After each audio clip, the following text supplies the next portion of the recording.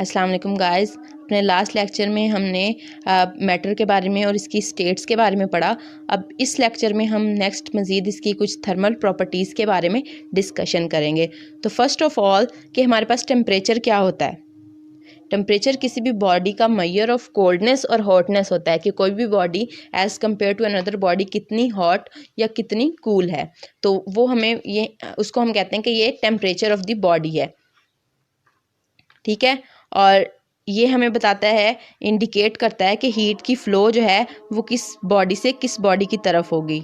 Higher temperature से lower temperature वाली object की तरफ होगी और इसको हम थर्मोमीटर से मेजर करते हैं। तो यहाँ हमने बात कर ली टेम्परेचर की। अब टेम्परेचर एक पैरामीटर है, एक फिज़िकल एक जो है थर्मल प्रॉपर्टी है मैटर की। अब हम दूसरी के बारे में बात करते हैं जो हीट है। हीट और टेम्परेचर में बहुत से लोग कंफ्यूज हो जाते हैं, ये दोनों एक ही चीज़ नहीं है। हीट के लिए, टेम्परेचर के लिए हमें ज़रूरी है कि हमारे पास जो दो बॉडीज़ हैं वो थर्मल कॉन्टैक्ट में हों, वो एक दूसरे के साथ कॉन्टैक्ट में हों।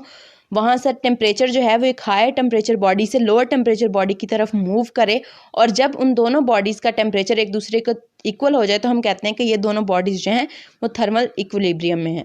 तो ये हमारे पास टेम्परेचर को हमने डिफ़ाइन कर दिया और थोड़ा सा एक्सप्लेनेशन जितनी की रिक्वायर्ड थी हमने वो भी दे दी। अब इसकी एग्जाम्पल हमारे पास होती है कि जैसे हमारे पास एक फ्लावर है जिसको हम कहते हैं क्रोकस फ्लावर, ठीक है। जब हमारे पास 23 डिग्री सेल्सियस टेम्परेचर होता है तो ये ओपन होता है, और जैसे ही टेम्परेचर इससे कम होता है ये दोबारा से बंद हो जाता है, ठीक है। इसकी एग्जांपल आपको टेम्परेचर की एक एग्जांपल ये हो गई। अब उसके बाद टेम्परेचर जो है इसको हम 3 स्केल्स में मेजर करते हैं, सेल्सियस, फ़ारेनहाइट और केल्विन में, ठीक है। अब हमने इन सब का फ्रीजिंग पॉइंट वाटर का और वाटर का बॉइलिंग पॉइंट, इन तीनों स्केल्स में मैं आपको बता देती हूँ कि सेल्सियस में 0 डिग्री पे हमारा वाटर फ्रीज होता है और 100 डिग्री पे बॉयल होता है।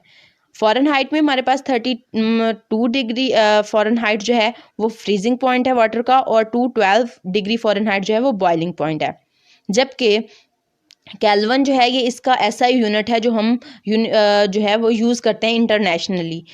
और 273 के पे हमारा फ्रीजिंग पॉइंट आता है वाटर का, और 373 के पे हमारे पास इसका बॉइलिंग पॉइंट आता है, और 0 केल्विन पे ये एब्सोल्यूट 0 हो जाता है, ठीक है। और ये सेल्सियस स्केल की तरह ही इसकी डिग्रीज होती हैं। तो अब सेकंड हम बात करेंगे हीट के बारे में कि हीट क्या है। हीट जो है एनर्जी है जो है दो बॉडीज़ के दरमियान ट्रांसफ़र होती है जब हम उनको इन कॉन्टैक्ट करते हैं। Heat is the energy that is transformed from one body to other in thermal contact with each other as a result of difference of temperature between them. कि जब दो बॉडीज़ के दरमियान टेम्परेचर का डिफरेंस होगा तो जो एनर्जी, जब हम उनको इन कॉन्टैक्ट में लाएंगे, जो एनर्जी इस एक बॉडी से दूसरी बॉडी के अंदर ट्रांसफ़र होगी उसको हम कहेंगे कि वो हीट है, ठीक है। मेथड ऑफ जो हीट एक्सचेंज का जो मेथड है हमारे पास वो जो है उसमें मटेरियल इन्वॉल्व होता है, ठीक है। और ये तब तक हमारे पास हीट जो है वो ट्रांसफ़र होती रहती है जब तक हमारी बॉडीज़ जो हैं, हमारे ऑब्जेक्ट्स जो हैं वो थर्मल इक्विलिब्रियम पर नहीं पहुंच जाते, दोनों का टेम्परेचर सेम नहीं हो जाता, ठीक है।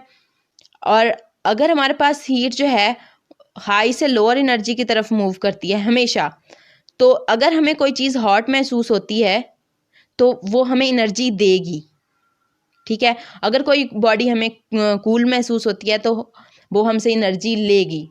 तो इस तरह से हीट और टेम्परेचर का डिफरेंस ये है कि हमारे पास हीट जो है ये फ्लो ऑफ थर्मल एनर्जी है, जबकि टेम्परेचर हमारे पास एवरेज काइनेटिक एनर्जी है। हम जो है हीट को कैलोरीमीटर से, जबकि टेम्परेचर को थर्मोमीटर से मेजर करते हैं। यूनिट हमारे पास हीट के जाउल्स और कैलोरीज हैं, जबकि मैंने टेम्परेचर के आपको यूनिट्स बताए हैं कि सेल्सियस, डिग्री फ़ारेनहाइट और केल्विन, ठीक है। और केल्विन जो है ये हमारे पास जो है ओवरऑल दी वर्ड यूज़ किया जाता है। अब उसके बाद हम बात करेंगे इंटरनल एनर्जी किसी भी बॉडी की। तो इंटरनल एनर्जी जो है ये किसी भी बॉडी की उसकी टोटल एनर्जी होती है, जो कि उसकी काइनेटिक एनर्जी और पोटेंशियल एनर्जी का सम होता है। उसकी पोटेंशियल एनर्जी और काइनेटिक एनर्जी, उसमें मौजूद तमाम एटम्स और मॉलिक्यूल्स की जितनी भी एनर्जी है, अगर हम उसको सम अप करें तो हमारे पास इंटरनल एनर्जी ऑफ बॉडी बनती है, जिसको हम यू से डिनोट करते हैं। हम कह सकते हैं कि the sum of kinetic energy and potential energy associated with atoms, molecules and particles of a body is called internal energy. Internal energy बहुत सारे हमारे पास फैक्टर्स पर डिपेंड करती है, जैसे कि बॉडी का मास, उसकी काइनेटिक और पोटेंशियल एनर्जीज। काइनेटिक एनर्जी जो होती है वो किसी भी एटम या मॉलिक्यूल की उसकी मोशन की वजह से होती है और ये उसके टेम्परेचर पर डिपेंड करती है, जबकि हमारे पास जो पोटेंशियल एनर्जी होती है ये उनकी इंटरमॉलिक्यूलर एनर्जी फोर्सेस की वजह से उस किसी भी एटम या मॉलिक्यूल के अंदर स्टोर्ड होती है, उसको हम कहते हैं कि ये इसकी पोटेंशियल एनर्जी है। अब नेक्स्ट हम बात करते हैं थर्मोमीटर की, कि अब हमने टेम्परेचर को हमने बात की कि एक डिवाइस है हमारे पास जो कि टेम्परेचर को मेजर करती है, टेम्परेचर ग्रेडियंट को मेजर करती है, हम उसको कहते हैं कि वो हमारे पास है थर्मोमीटर। ठीक है, थर्मोमीटर के अंदर हमारे पास ये आपको दिखाया गया है, इनको डिवाइड किया गया है इसको डिग्रीज में। तो स्पेस जो है वो इन दो फिक्स्ड पॉइंट की, ये जो हमारे पास एक स्टार्टिंग पॉइंट और एंडिंग पॉइंट है, इनके दरमियान जितनी भी हमारे पास स्पेस है हमने उसको डिवीजन्स में जो है डिवाइड कर लिया है, उसको हम कह रहे हैं कि ये हमारे पास डिग्रीज हैं। अब यहाँ पर आप देखेंगे कि एक जो भी हमारे पास थर्मोमीटर है उसके अंदर क्या क्या कुछ होगा। उस थर्मोमीटर के ऊपर एक स्केल होगा, एक उसके अंदर हमने लिक्विड डाला होगा, एक उसका रेफरेंस पॉइंट होगा जिसके रेफरेंस से हम बात करेंगे कि इतने डिग्री सेल्सियस, जहाँ पर हमारे पास जो है वो डिवीजन 0 होगी, और एक बल्ब होगा नीचे। ठीक है, जहाँ पर हमारे पास मरकरी भरी हुई होगी या कोई भी हमारा और जो हमारे पास काम करेगा। ठीक है, ग्लास स्टेम जो होगा हमारे पास थर्मोमीटर का वो थिक होगा और ये सिलेंड्रिकल लेंस की तरह एक्ट करेगा। ठीक है, हम बल्ब में जो है कोई भी सूटेबल जो है लिक्विड फिल कर देंगे, और जैसे ही हम बल्ब को किसी भी हॉट ऑब्जेक्ट के साथ कांटेक्ट में लाएंगे, हमारा लिक्विड जो है वो एक्सपेंड होगा और ट्यूब के अंदर राइज करेगा, जिससे हमें किसी भी बॉडी का टेम्परेचर पता चल जाएगा। अब हम ज़्यादातर यूज़ करते हैं मर्क्यूरी जो है वो -39 डिग्री सेल्सियस के ऊपर जो है वो फ्रीज़ होता है, और 357 डिग्री सेल्सियस के ऊपर ये जो है बॉयल होता है। ठीक है, और इसके अंदर किसी भी हम कोई भी जो लिक्विड किसी थर्मोमीटर के अंदर यूज़ करते हैं उसके अंदर ये प्रॉपर्टीज़ होनी चाहिए। सबसे पहले कि वो इजीली सीन हो, हमें नज़र आ सकता हो, विजिबल होना चाहिए। उसकी थर्मल एक्सपेंशन जो है वो यूनिफॉर्म होनी चाहिए। उसका फ्रीजिंग पॉइंट लो हो, उसका बॉइलिंग पॉइंट हाई हो, वो कोई वेट ग्लास ना हो। ठीक है, कि यानी कि वो स्टिक ना हो जाए हमारी ग्लास वॉल्स के साथ, हमारी कैपिलरी ट्यूब की वॉल्स के साथ वो स्टिक नहीं होना चाहिए। और इसके अलावा उसकी वो एक्सपेंड और कंट्रैक्ट यूनिफॉर्मली हो, और उसकी एक वाइड रेंज हो टेम्परेचर की, यानी कि लो फ्रीजिंग पॉइंट और हाई बॉइलिंग पॉइंट। वो एक अच्छा कंडक्टर होना चाहिए हीट का, उसकी स्पेसिफिक हीट कैपेसिटी जो है वो बहुत स्मॉल होनी चाहिए। तो अगर किसी भी लिक्विड में ये सारी प्रॉपर्टीज़ मौजूद हैं तो हम उसको as glass liquid in glass thermometer में हम उसको यूज़ कर सकते हैं। जैसे कि मर्क्यूरी है, हम मर्क्यूरी को यूज़ करते हैं क्योंकि मर्क्यूरी जो है इसका जो है वो फ्रीजिंग पॉइंट -39 डिग्री सेल्सियस है और बॉइलिंग पॉइंट 357 डिग्री सेल्सियस है, और इसमें वो तमाम प्रॉपर्टीज़ हैं जो हमने एक लिक्विड में होनी चाहिए थर्मोमीटर में यूज़ होने के लिए। ठीक है, उसके बाद यहाँ पर हम आपको तीनों स्केल्स के बारे में दिखाया गया है कि किस तरह ये तीनों स्केल्स को हम फ़ारेनहाइट को, सेल्सियस को और केल्विन को, हम इन तीनों को यूज़ करके थर्मोमीटर्स बनाते हैं, और किस तरह से हमने इनकी जो है डिवीज़न की हुई है, किस तरह से बॉइलिंग पॉइंट और वाटर का। ये देखें, इन सब में बेशक जो भी हमने स्केल यूज़ किया है, लेकिन अगर हम देखें तो अगर इनको हम इंटर कन्वर्जन करें तो हमारे पास सेम ही टेम्परेचर बनता है। किसी भी बॉइलिंग पॉइंट ऑफ वाटर हो, बेशक ह्यूमन बॉडी का टेम्परेचर हो, रूम टेम्परेचर हो, या वाटर का फ्रीजिंग पॉइंट हो, या एब्सोल्यूट ज़ीरो हो, वो सब जो हैं वो एक ही जगह पर लाए करते हैं अगर हम उनको इंटर कन्वर्ट कर लें। तो इनकी इंटर कन्वर्जन के लिए ये कुछ फार्मूलाज हैं कि अगर आप सेल्सियस को फ़ारेनहाइट में चेंज करना चाहते हैं तो आप ये करेंगे कि 9 डिवाइडेड बाय 5 मल्टीप्लाइड बाय जो भी हमारे पास सेल्सियस की वैल्यू है उसके अंदर हम 32 को प्लस कर देंगे। लेकिन अगर हम फ़ारेनहाइट से सेल्सियस में कर रहे हैं तो हम 9/5 को 5/9 कर देंगे और इसको मल्टीप्लाई करेंगे फ़ारेनहाइट में जो भी हमारे पास नंबर है उसमें से 32 माइनस करके उस जो हमारे पास आंसर आएगा उसके साथ हमने 5/9 को मल्टीप्लाई कर देना है। बिल्कुल इसी तरह अगर हम सेल्सियस से केल्विन में कर रहे हैं तो हम 273 को ऐड कर देंगे, लेकिन अगर हम केल्विन से सेल्सियस में कर रहे हैं तो हम -273 कर देंगे। तो इन फार्मूलाज से हम टेम्परेचर को एक यूनिट से दूसरे यूनिट में कन्वर्ट कर सकते हैं। अब उसके बाद हम कुछ इनकी नेक्स्ट बात करेंगे कुछ पैरामीटर्स की कि स्पेसिफिक हीट कैपेसिटी हमारे पास क्या होती है। ठीक है, स्पेसिफिक हीट कैपेसिटी हमारे पास किसी भी सब्सटेंस की वो अमाउंट ऑफ एनर्जी है जो कि हमें उसका टेम्परेचर हमारे पास अगर 1 किलोग्राम सब्सटेंस है और हम उसका 1 डिग्री सेल्सियस टेम्परेचर जो है वो इंक्रीज़ करना चाहते हैं तो हमें जितनी एनर्जी उसको देनी होगी तो वो हमारे पास स्पेसिफिक हीट कैपेसिटी होगी। हम कह सकते हैं the amount of heat which is specific heat of a substance is the amount of heat required to raise the temperature of 1 kg mass of the substance through 1 Kelvin। कि अगर हम किसी भी बॉडी का 1 केल्विन टेम्परेचर किसी substance का increase करना चाहते हैं उसका मैस 1 kg है तो हमें जितनी अमाउंट ऑफ हीट उस टेम्परेचर को राइज़ करने के लिए चाहिए होगी वो हमारे पास स्पेसिफिक हीट कैपेसिटी होगी। इसको हम C से डिनोट करते हैं। यहाँ पर जैसे कि फॉर्मूला में दिखाया गया है delta E divided by m theta. यहाँ पर m हमारे पास मैस है इन केजीज़ में, C हमारे पास स्पेसिफिक हीट कैपेसिटी है जिसका यूनिट हमारे पास जाउल पर किलोग्राम केल्विन है सेल्सियस सॉरी।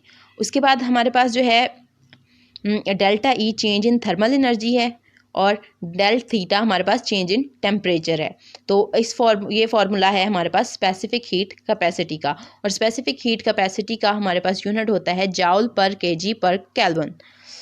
तो अब हम हीट कैपेसिटी की बात करते हैं। हमने पहले बात की स्पेसिफिक हीट कैपेसिटी की, अब हम सिर्फ हीट कैपेसिटी की बात करेंगे। हमें किसी भी मटेरियल का किसी भी सिस्टम का अगर टेम्परेचर 1 केल्विन बढ़ाना है, ठीक है, तो जो हीट हमें प्रोवाइड करनी होगी वो हमारे पास हीट कैपेसिटी होगी उस बॉडी की। इसको हम C = dQ/dt से डिनोट करते हैं। ठीक है, हम कहते हैं कि C हमारे पास हीट कैपेसिटी है, dQ हमारे पास जो हीट हमारे सिस्टम ने एब्जॉर्ब की और dt हमारे पास राइज इन टेम्परेचर है। इसका यूनिट हमारे पास जाउल पर केल्विन होता है या जाउल पर सेल्सियस। ठीक है, और जितना हमारे सैंपल जो है बड़ा होगा उतनी ही उसकी हीट कैपेसिटी भी ज़्यादा होगी। ठीक है, और उसके बाद हम बात करेंगे कन्वर्जन की कि हमारी जितनी भी मैटर की स्टेट्स हैं ये इंटर कन्वर्जेबल हैं कि एक चीज़ दूसरे में कन्वर्ट होती है। जैसे कि अगर हम सॉलिड को मेल्ट करें तो वो लिक्विड में चेंज हो जाता है, लिक्विड को वेपराइज करें तो वो गैस में चेंज हो जाता है, और गैस को अगर हम उसकी डिपोजिशन करें तो वो हमें सॉलिड मिल जाता है। बिल्कुल इसी तरह अगर हम सॉलिड की सब्लिमेशन करें तो वो गैस में चेंज हो जाते हैं। ठीक है, अगर हम सॉलिड्स को मेल्ट करें तो वो लिक्विड में चेंज हो जाते हैं, अगर हम लिक्विड गैस की कंडेंसेशन करें तो वो हमारे पास लिक्विड बन जाता है। तो बिल्कुल इसी तरह हमारी ये सारी स्टेट्स आपस में इंटर कन्वर्टेबल हैं। तो अगर हमें चेंज करना है अपने सॉलिड को लिक्विड में इस तरह से कि उनका टेम्परेचर चेंज ना हो, तो वो एनर्जी जो हमें एक यूनिट मास ऑफ सब्सटेंस को सॉलिड से लिक्विड स्टेट में मेल्ट करने के लिए चाहिए, और वो एनर्जी इतनी हो कि उससे उस चीज़ का हमारे उस सॉलिड का टेम्परेचर चेंज ना हो और वो लिक्विड में चेंज हो जाए मेल्ट होकर, तो वो हमारे पास लेटेंट हीट ऑफ फ्यूजन होगी जिसको हम Q से डिनोट करते हैं। और हमारे पास Q = mLF जो है ये हमारे पास इसका फॉर्मूला है। ठीक है, और इसको हम कहते हैं यहाँ पर जो है इसको हम H से भी लेटेंट हीट ऑफ फ्यूजन को हम H से भी डिनोट करते हैं ज़्यादातर HF से। ठीक है, और जो है आइस जो है ये 0 डिग्री सेल्सियस पर जो है वो वाटर में चेंज हो जाती है। ठीक है। तो इसकी लेटेंट हीट ऑफ फ्यूजन जो है आइस की, ये 3.36 इंटू 10⁵ जाउल पर केजी है। बिल्कुल इसी तरह डिफरेंट चीज़ों की डिफरेंट होती है। तो ये हमारे पास आ गई हीट ऑफ फ्यूजन। अब हमारे पास हीट ऑफ वेपराइजेशन, ये भी बिल्कुल वैसे ही है कि अगर हम किसी लिक्विड को गैस में चेंज करना चाहते हैं कि उसका टेम्परेचर चेंज ना हो और वो वेपराइज भी हो जाए, तो इसको हम कहते हैं कि ये उसका लेटेंट हीट ऑफ वेपराइजेशन है। इसको हम HV से डिनोट करते हैं। इसका फॉर्मूला हमारे पास होता है Q=m.Lv। ठीक है। जैसे कि हमारे पास वाटर जो है ये 100 डिग्री सेल्सियस पे बॉयल हो जाता है स्टैंडर्ड प्रेशर पर। ठीक है। और इसका टेम्परेचर जो है 100 डिग्री सेल्सियस होता है, यहाँ तक कि ये कम्प्लीटली जो है वो स्टीम में चेंज हो जाता है। इसकी लेटेंट हीट ऑफ वेपराइजेशन हमारे पास 2.26 इंटू 10⁶ जाउल पर केजी होती है। इस तरह डिफरेंट चीज़ों की डिफरेंट हीट ऑफ वेपराइजेशन हमारे पास होती है। अब इसके बारे में अगर आपकी कोई भी क्वेश्चन हो, कोई भी क्वेरीज हो, तो आप कमेंट सेक्शन में बताएं। Like, share, comment and subscribe my YouTube channel. इंशाल्लाह meet you soon with other video. तब तक के लिए अल्लाह हाफिज़।